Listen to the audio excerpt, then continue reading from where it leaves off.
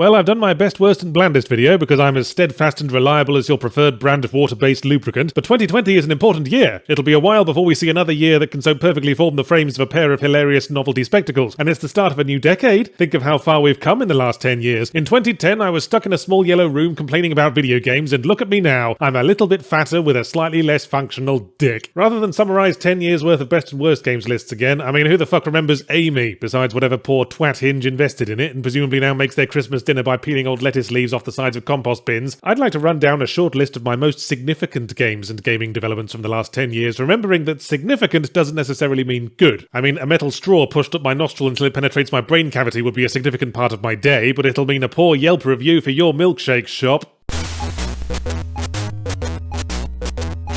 The history of gaming in the 2010s could theoretically be told entirely in open-world games. If I were to pick one that represents them all, I'd probably go for Far Cry 3, which was pretty good, but it was where an unpleasant trend was beginning to crystallise, the sandbox game becoming less open-ended cathartic adventure than gigantic three-dimensional checklist of busy work. Its maps splattered with identical copy-pasted challenges and collectibles designed mainly to torment the obsessive-compulsive, with a primary gameplay loop best summarised as tidying up, where the stories gradually devolved into withered strands of linear tutorial missions that don't even have proper endings because we have to go straight back to the sandbox afterwards to hunt the remaining 500 silver pine cones. But if you want an exemplar, look no further than CD Projekt Red's 2015 hit The Witcher 3, which showed that if you want a compelling open-world game, there really is no substitute for putting the fucking work in, imbuing even the least of its side quests with carefully crafted story and character to create a game from which rich narrative bleeds from every pore like the juices of a beautifully cooked roast. Plus, you get to see lots of lovely girls' boobies.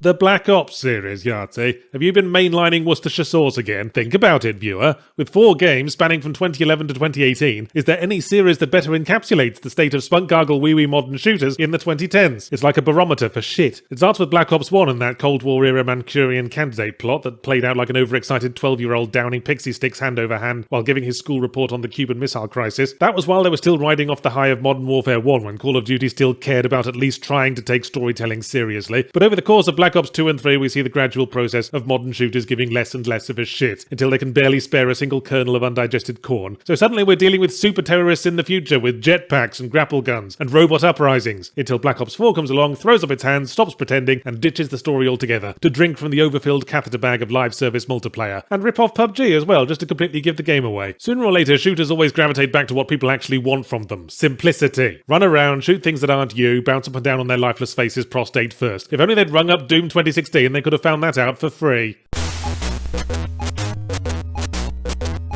For a company that's constantly bringing out the same fiery turtle lizard kidnapping the same raddled old strumpet whose underskirt region must by now resemble a First World War battle trench after a shipment of dodgy corned beef, Nintendo have done a surprising amount of hardware innovation, and the Nintendo Switch is the result of a decade of harsh lessons. First there was the Wii, that underpowered little white square of hardened cum, in retrospect little more than a very inefficient way to bring computer bowling to the nursing homes of the world. Then the 3DS, which thought the best way to iterate on the winning dual screen formula would be to add a visual gimmick about one step removed from a children's pop-up book. Then the Wii U, of course. It's a console, it's a portable, it's both, as long as you have a convenient forklift to move the portable part around, and don't intend to go more than 12 yards. So after all that flailing, we end up with the Switch, which I have to admit, I've come around to. I have an office full of gaming machinery, but the Switch is the only device I keep in my living room to dick around with in my off hours, because it's easy to set up, has a rich library of curated indies, and I have a Pro Controller now, so I can actually play the fucking things without bending my hands into hideous claws, fit only for stirring pasta water and bringing off female robots.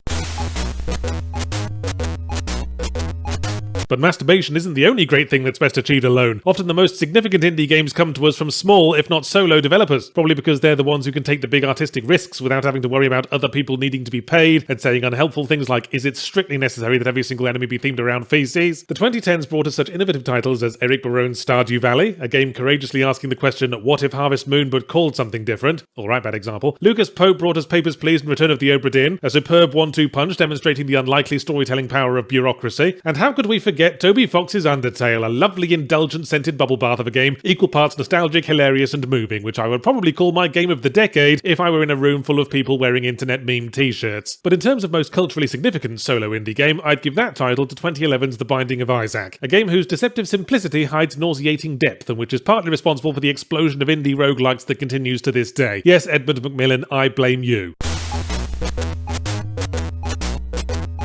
My first idea for this video was just to list off my last 10 games of the year with some token snarks and then knock off a spaghetti and robots, but then I realised that this would leave Dark Souls unmentioned, since I went from initially dismissing it to hardcore proselytism, like when all the world's insane conservative grandpas discovered social media. Dark Souls is what I'd call my game of the decade if the room was instead full of fat bearded dorks who unironically own swords, but it might also be my most historically significant game, now that every other game seeks to ape it, and the media calls every milk float with a slightly stiff brake pedal the Dark Souls of commercial transportation equipment. At the time it came out, franchises like Uncharted were redefining games as cinematic experiences with all the depth and challenge of a paddling pool, half full of children's activity sheets from popular chain restaurants, and it took From Software to remind us that games are games, not just films where you have to keep holding the remote, and they have their own strengths, depth of exploration and discovery, the satisfaction of overcoming meaty challenges. Real games never went away, Dark Souls was saying. They were here all along, waiting around a corner to twat you with a poleaxe.